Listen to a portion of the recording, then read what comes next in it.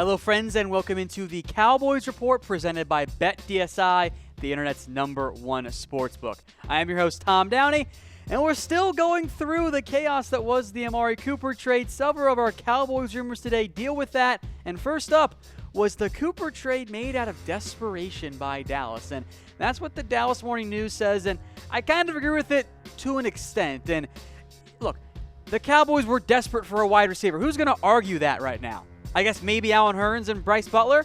I don't know who else would really make that argument. The Cowboys needed a wide receiver, and they paid a premium for it. And we'll get more into this later on, but the Cowboys felt that Amari Cooper was better than the draft and free agency options, and that's why they sent a first-round pick in exchange for Cooper to give themselves a legit #1 guy, which clearly they did need after all. Nice try, Stephen Jones, trying to sell us on that one for a while. So I don't think it was a full-on panic desperation move, but there was some desperation here made by the Cowboys. All right, next up, did the Eagles offer a second-round pick for Amari Cooper? That's what Mike Silver says, and there are some other reports out there that say, oh, no, the Eagles didn't offer that, but I kind of buy Silver on this one. I'll give it 3 stars because it does seem pretty likely. And by the way, the Colts also had interest. Now, I still think in general that a first might have been a little bit too expensive, but the Cowboys really wanted Amari Cooper. He's only 24 years old. I'm not going to declare it the worst trade ever like I think some of the national media has gone out and done there. Yeah, he's had some issues this year and in the past, but got yourself a top 5 pick and in a receiving class that isn't that good in the first round. Look, it makes sense. I think the Eagles did offer a second-round pick, and I would prefer the Cowboys give up a second-round selection, but they went out, they got their man on that end. So in the end, no, it's not the end of the world that the Cowboys give a first-round pick, and I think it's okay. I'm not in love with it, and on the bright side, at least he didn't let the Eagles get him, which I think is a good thing in the end for the Dallas Cowboys. All right, Cowboys fans, I did my Cowboys jersey giveaway last week, and we actually already sold out. But here's the good news for you. Our partner, BetDSI, after some pleading from my end, has sent us some more Cowboys jerseys to give away. So if you want one, type jersey in the comments section, and we'll hit you guys up with a comment with the information on how to get that Cowboys jersey that I know you guys want so badly. Now, it's not for free. You have to sign up with BetDSI, but it's a fantastic deal. So type jersey in the comments section, folks, to get that information on how to get yourself a brand new Cowboys jersey. All right, back to some more Amari Cooper talk here. Was Dallas going to take a receiver in round 1, and was that a big reason why the Cowboys made the move for Cooper? Well, the report from Yahoo is that the Cowboys were committed to going receiver in round 1, which I kind of buy. At the same time, though, I'll give it 2 stars in the end because I don't think the Cowboys here, as we sit in the middle of October, had fully committed themselves, saying, yeah, you know what? We were totally going to go all in and make sure we took a receiver in round 1. That's short-sighted game planning. Now, I think in reality, the Cowboys' decision here was, okay, let's say we don't go receiver in round 1. We take a tight end or a defensive end, or a defensive tackle, not defensive end, a DT. Is that better and going receiver in round 2 than giving up our first for Amari Cooper and then going that route? I think the class has depth in round 2 and round 3, but with DK Metcalf's neck injury, I don't know if there's a legit first-round receiver. So in the end, I get what the Cowboys are doing, and I think many of you guys do as well. You're trying to find yourself a legit #1 wideout, and the Cowboys got one, in theory, with Amari Cooper. So feel free to grade the trade, folks, for Amari Cooper. All right, next up, if you don't mind me, I'm going to toot my own horn here a little bit. RIP the Brice Butler Hive? Well, 4 stars on this one. Guess who got cut for the Cowboys to make room for Amari Cooper? Guys, I've tried to warn you for months. I've tried to warn you. Some of you listened, some of you didn't, and you called me a hater and an idiot for saying Brice Butler wasn't any good. But here's where we sit right now with Brice Butler, folks. He ain't on the Cowboys anymore. He's been cut by the Cowboys. And oh, by the way, Amari Cooper is now wearing his jersey. I've tried to tell you guys before. I know he's better than Terrance Williams. I would have cut Deontay Thompson instead. I really would have, because you can get a 4th-round comp pick in exchange for him. But Butler, he's a number 4 or number 5 receiver. He played 3 snaps this year for the Cowboys. Don't tell me he hasn't had chances. He's had chances for several years now. He's just not that good. Now, I would have cut Thompson instead. I get that mindset. But Butler wasn't making any impact, and Thompson helps you on special teams. So I get why the Cowboys did it. I think this, in theory, should end the Brice Butler hive if he's once again off the Cowboys.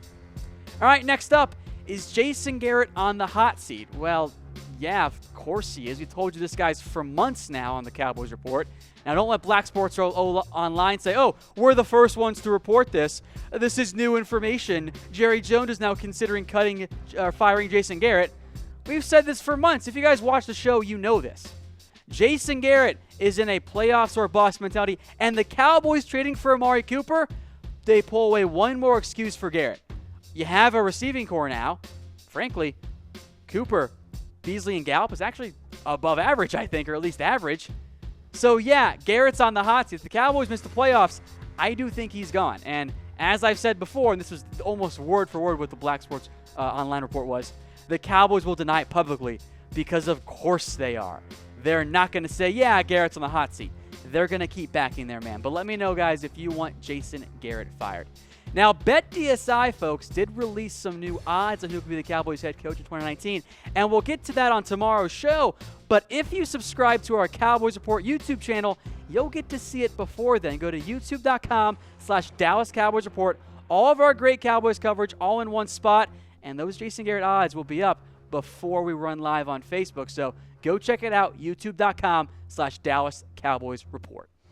All right, more coaching talk here. Could a change occur during the bye? I'll give it 1 star. I don't think it's going to happen. It's not going to be a major one. I don't think you're going to see Linehan get fired. I doubt you'll see Garrett get fired. But maybe it's Paul Alexander. And I have a tough time really establishing just how much of an impact a positional coach has on a team, especially if it's a negative one. I don't know how big of an impact Kellen Moore or Paul Alexander has. Rashard's different because he's basically the DC right now. But for Alexander, the offensive line got worse this year when they shouldn't have gotten worse. And yeah, there's no Travis Frederick. And yeah, Tyron's got another back problem. And yeah, Sewell's a rookie. I don't think the players have adjusted that well to what Alexander does. So I'm fine to replace him. I just don't know if that's exactly a likely outcome right now for the Dallas Cowboys. All right, more offensive talk here. No surprise, right? The defense is actually pretty good. The offense, not so much. Is Dalton Schultz now your number 2 tight end? I kind of think so. I'm giving it 3 stars because, as weird as it sounds, Dalton Schultz, who was inactive for several weeks before the game against the Redskins, actually played the second most snaps. Now, Jeff Swaim is still your starter, but he's now got a knee injury. We don't know the severity yet, but that's not a good sign for the Cowboys. Dalton was there at number 2. And then it was Blake Jarwin, who barely played until Swaim got hurt and was only on the field for passing downs. And then it was Rico Gathers there at number 7. So I'm kind of surprised that Dalton's gone from inactive and number 4 all the way up to number 2 based on the snap counts, but that's apparently where we're at. I know Rico fans out there want him to be the number 2 guy. Maybe Dalton can be a better blocker. Jarwin has done nothing this year. He might as well be the number 4 tight end. Play Rico more than Jarwin. If you're only going to put Blake out there for passing downs, you put Rico out there. What are you doing, Cowboys coaching staff? But as of right now, it does kind of seem like Dalton Schultz, I think it's pretty likely, is all of a sudden the number 2 tight end for the Cowboys. All right, folks, we did our Cowboys jersey giveaway last week, and we actually already sold out. But here's the good news for you. Thanks to BetDSI, we actually have a brand new shipment of Cowboys jerseys coming in, brand new from Nike, the official NFL jerseys. So if you want one, and I'm pretty sure you guys do, type jersey in the comment section on YouTube, and we'll reply with a message on how to get yourself a brand new Cowboys jersey. Now, it's not for free. You do need to get signed up and deposited with BetDSI, but it is a fantastic deal. We've got a Dak Prescott jerseys. We've got Zeke Elliott jerseys, some others. No Amari Cooper just yet, but maybe down the road. So if you guys want that Cowboys jersey, and I'm pretty sure you do, just type jersey in the comment section, and we'll hit you up with all the information that you need. All right, more Cowboys rumors here. Terrance Williams, it's not really his fault on this one, but he is in the headlines for the wrong reasons. Is he under investigation? Well, kind of. I'll give it 2 because he's involved in an investigation. That should be the headline, which isn't the headline for many of the outlets out there. So here's what happened at a hotel recently in Florida. Hey, you don't ever go to Florida, guys. So Terrance Williams and an Instagram model called Nicole Zavala are at a nightclub. They went back to his hotel. Then there was a verbal altercation, and a friend of Terrance Williams escorts Zavala out. And then Zavala claims that the friend injured her arm. But the police have video of Zavala refusing to leave the room. Apparently, she had a boyfriend, and T. Will said, nope, I don't want any of this drama. Still got dragged into the drama anyway, but this is kind of a much ado about nothing for T. Will, despite the headline saying otherwise. Zavala says that he never touched her, that any of the injuries weren't from Terrance Williams. So it's been a rough year for Terrance Williams. I feel bad for the guy. This one doesn't seem to be too big of a deal. By the way, for those of you that are upset the Cowboys didn't cut T. Will to make room for Amari Cooper, guys, he's on IR. Even if you cut T. Will, you still got to cut somebody else. So Butler was going, or maybe it was Thompson. You can't blame Butler getting cut on Terrance Williams. All right, one last rumor. Could the Cowboys trade for a safety? This comes to us from ESPN's Dan Graziano.